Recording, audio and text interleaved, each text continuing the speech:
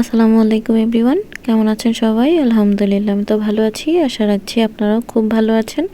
আজকে জুম্মাবার, আমার আম্মুর শরীরটা বেশি ভালো ছিল না, এই জন্য বাসায় গিয়েছিলাম। তো বাসায় যাওয়ার আগে ভাবলাম যে বাসায় কি নিয়ে যাওয়া যায়। তো এটা ভাবতে ভাবতে রাস্তার মধ্যে দেখলাম অনেক সুন্দর আর ফ্রেশ অনেক সবজি উঠেছে। তো হ্যাঁ, দেখে মনে হলো যে না, সবজি নেওয়া যাক। শীতে অনেক সুন্দর সুন্দর নতুন নতুন সবজি উঠেছে। তো এখানে সুন্দর, আমি দেখা গেছে আমি না আসলে লাউ শাক ভেবে এখানে মিষ্টি কুমড়ো শাক নিয়েছিলাম।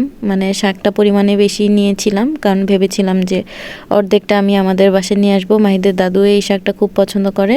তো যাই হোক, এখানে সুন্দর প্রথমেই আমি একদম লাল টুসটুসে দেখে টমেটো নিয়েছিলাম। এরপর হচ্ছে গিয়ে আরও কিছু সবজির ভিডিও করেছিলাম, ওগুলো আনফরচুনেটলি হয় নাই, ভিডিওটাও উঠে নাই।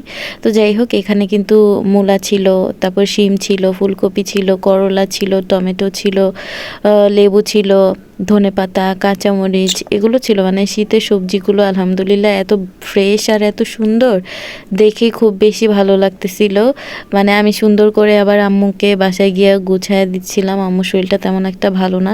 তো যাই হোক, আম্মু আবার কষ্ট করে আমরা গিয়েছি দেখে তারপরে আবার আইসক্রিম নিয়ে আসতে বললো। তো আইসক্রিম নিয়ে আসা হয়েছিল। এখানে মাহিদ বাবু তো আইসক্রিম খেয়ে তো একটু একটু দিচ্ছিল, ঠান্ডা পেয়ে পেয়ে আইসক্রিম নিয়ে দুষ্টমি করতেছিল। তো যাই হোক, এরপরে আবার আম্মু এই অসুস্থ শরীর নিয়ে এই পানি নুডলসটা রান্না করে দিল। এটা খেতে আমরা খুব বেশি পছন্দ করি। তো যাই হোক, পরবর্তীতে শাকগুলো কাটার পরে সব সবজি থেকে অল্প অল্প করে নিয়ে এটা সুন্দর করে কেটে নিয়েছিলাম। তারপর হচ্ছে গিয়ে শুটকি ছিল, শুটকি দিয়ে রান্না করব ভেবেছি। বাকি তরকারিগুলো আম্মুই রান্না করে ফেলছে।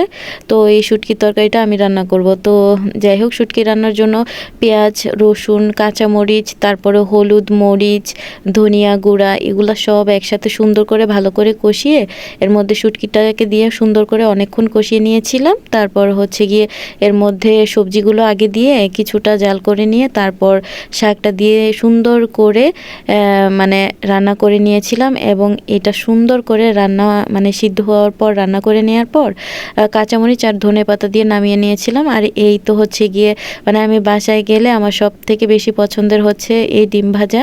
সরিষার তেলে ধনেপাতা, কাঁচামরিচ দিয়ে সুন্দর করে এই ডিম ভাজাটা, 2টা ডিম ভাজা এখানে আমি সব সময় বাসায় গেলে 2টা ডিম ভেজে তারপরে খাই, আমার খুব বেশি ভালো লাগে।